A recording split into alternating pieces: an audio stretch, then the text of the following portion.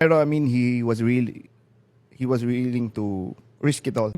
And it was very special kasi from what I heard he came from a family na parang business Right. business positive. So yung ganong klaseng losses apparently sa mga katulad nila yung mga tycoons I guess, mga ganong family, nakwento lang din sa akin na malaking kahiyan mag-fail. That, pwede ka, yung disownable ka talaga. Parang ganun kagrabe. So parang the fact na he kept with it, parang nagkaroon ng ibang gravity. True, kasi like number one, ang gusto ni Roro nun is mag-compete, manalo ng Dota. And number two, yun nga, yung business. I mean, nanggaling si Roro sa kilalang family sa sa tiles.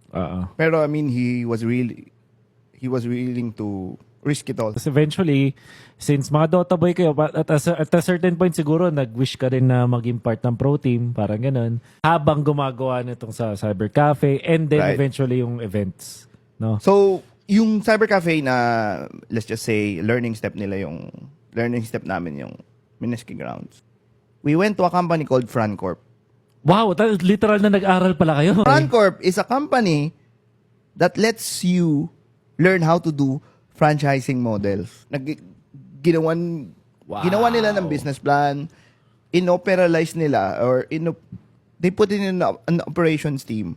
Inaral nila lahat ng pwedeng aralin sa isang cyber cafe business. And then, dun nabuo yung Mineski Infinity.